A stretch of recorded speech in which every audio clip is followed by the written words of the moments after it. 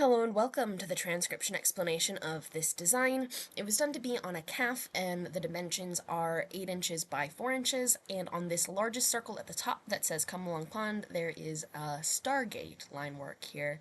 The coloration of this design can be whatever your tattoo artist is comfortable with. What matters for the translation is the line work, so making sure that there's these black lines or an obvious line where every line is in the design, because that's basically like the text. So let's go ahead and read this design.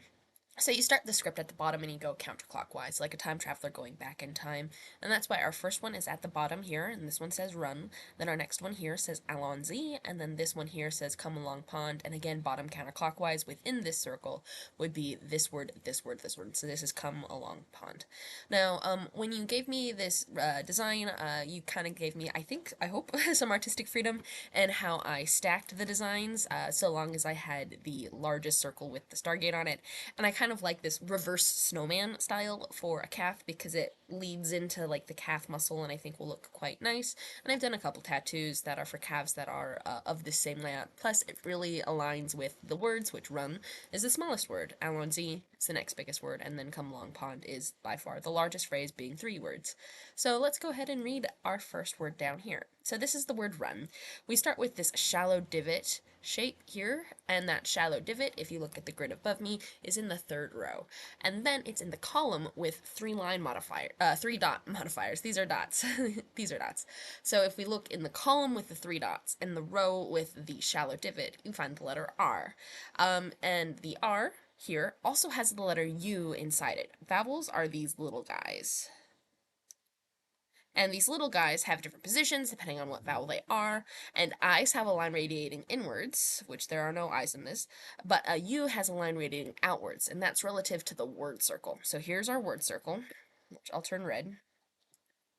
And this word circle has this letter here at the bottom with 3 dots. So R, U with 1 line on it, and then this N here has 1 line on it here. So if you look at the row, that's the 2nd row, that's the letters that are full circles floating inside our word circle. And then if we go to the column with the 1 line on it, which is all the way over to the left, or to the right, it's mirrored for me, because I'm referencing, so I'm pointing, whatever. Yippee, I'm mirrored in the video, but the grid above me, 1 line at the very end, has an N on it. So R-U-N. Cool. Now this word is much more complicated because it's just a lot more letters, and I did something really crazy with this crazy letter stack here. So we start at the bottom and going counterclockwise. The first letter we hit is this A, and an A is a vowel outside our word circle. And then we have this crazy thing.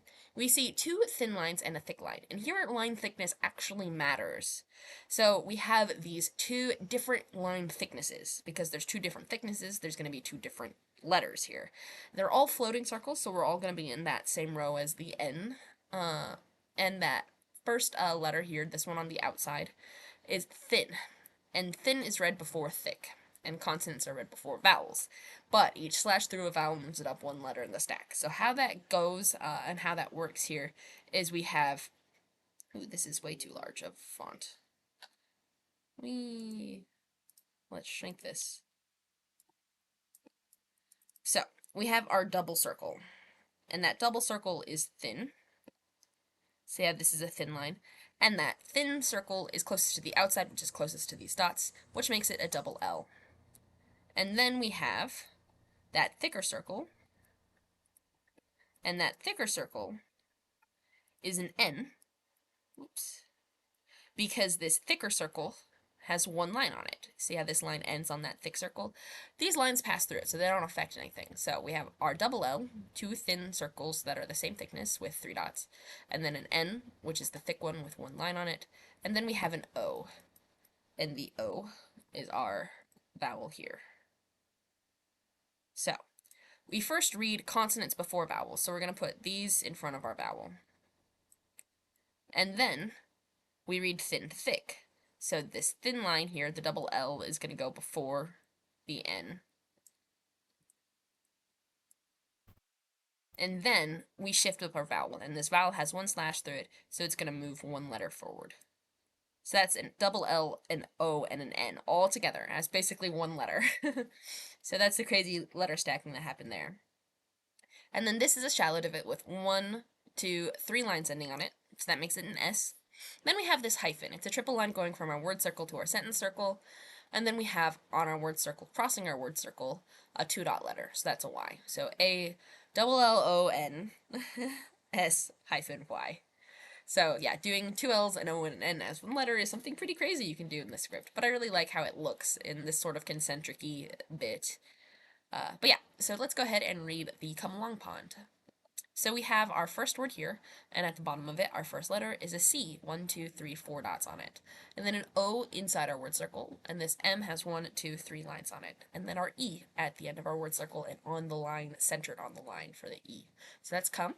Then we have an A outside our word circle, and 1, 2, 3 dots on this circle for the L. And it's important that this A is positioned here and this L is positioned here, so that way they're not together, because if they were together you'd read the L before the A because consonants are before vowels, but because this vowel is by itself, and we don't hit our L until over here, which I could make even more extreme like that, which I'm gonna do just to make it more obvious that the letter stem for our L is over here at the side at like 3 o'clock.